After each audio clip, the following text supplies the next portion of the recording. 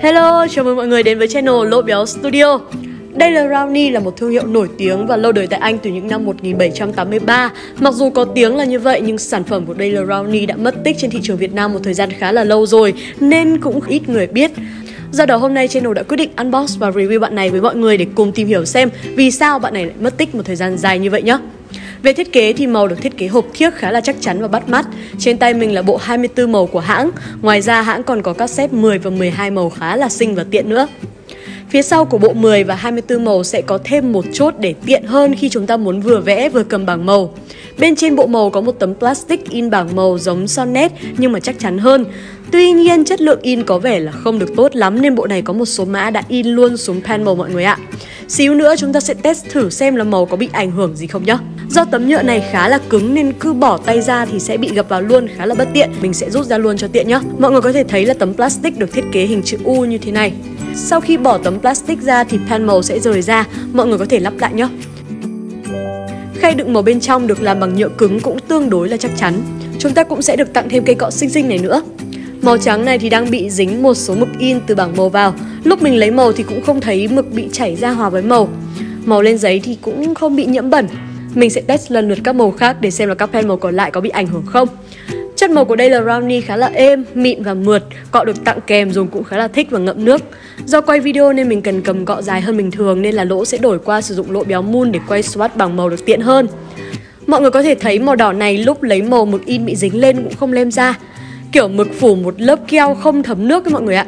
Tình trạng này mặc dù là không ảnh hưởng đến chất màu nhưng khá là ảnh hưởng đến thẩm mỹ, nên để khắc phục tình trạng này của màu khi về Việt Nam, mọi người có thể dùng dao cạo để cạo cái vệt keo này đi nhé. Trường hợp này cũng không gặp ở toàn bộ các bảng màu nên mọi người lưu ý khi mua bạn này. Ở bộ 12 màu hộp nhựa thì sẽ không gặp cái hiện tượng này đâu. Daily Brownie thuộc phân khúc học sinh sinh viên cao cấp tương đương với Van Gogh. Bảng 24 màu của Daily Brownie có một số mã màu khá là lạ và xinh như là mã hồng, tím và xanh lá. Các mã nâu cũng khá là mượt và không bị keo.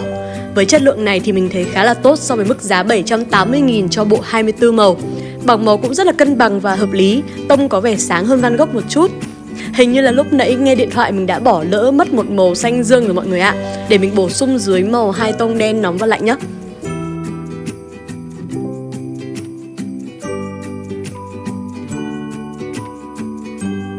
Độ hòa màu của Daily Brownie cũng khá là tốt. Màu cam và xanh mình lấy trực tiếp từ bảng màu mà không hòa màu trên khay nên là khi lên giấy có xuất hiện hiệu ứng cặn của hạt màu. Mọi người có thể sử dụng tips này để tạo hiệu ứng cho tranh nhé. Còn nếu bạn nào mà thích tô mượt siêu mượt thì đừng quên là lấy màu ra khay hòa đều với nước rồi mới tô lên tranh. Còn đây là bảng test màu theo tỷ lệ nước.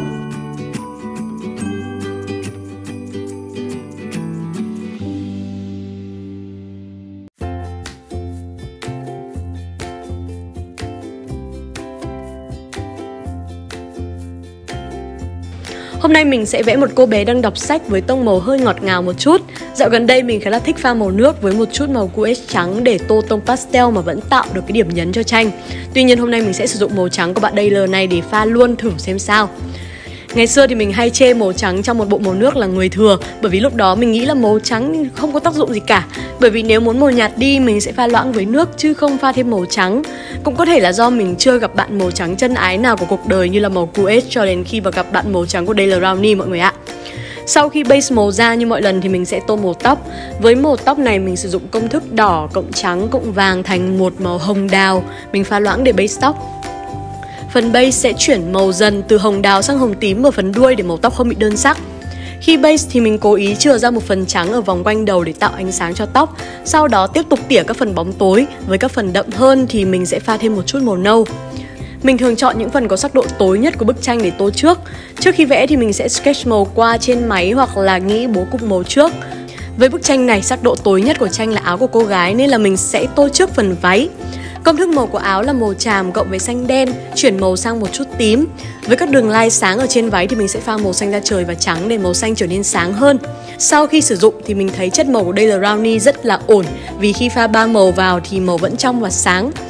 Quên là trong video này thì hai cọ mình sử dụng là cọ Nhất Tiễn Mai và Mộc Lan Lệnh. Nhất Tiễn Mai là cây cọ tỉa màu đỏ. Mình rất là thích cây này bởi vì thực sự là nó tỉa rất là sướng tay. Bút có nắp và trên nắp khắc một nhành mai vàng rất là đẹp. Nét tỉa của cọ rất là nhỏ do cọ làm từ lông sói, rất dai và độ cứng vẫn có sự đàn hồi nhất định. Mộc lan lệnh là một cây cọ tỉa tầm trung, có thể đi được mảng nhỏ, mảng vừa và cũng có thể tỉa luôn. Mộc lan lệnh thì làm từ lông dê mix với lông nhân tạo nên là vừa có độ mềm của lông tự nhiên, lại có sự dẻo dai của lông nhân tạo, đồng thời ngậm nước rất là tốt. Lâu rồi thì mình mới vẽ lại bằng cọ thư pháp, cầm cọ thì vẫn thích như ngày nào các bạn ạ. Phần váy của cô gái mình sử dụng 2 màu hồng khác nhau như phần tóc, một màu hồng đào và một màu hồng tím. Cách vẽ nếp váy như thế nào thì các bạn hãy xem lại video hướng dẫn vẽ nếp váy trước đó của channel nhé.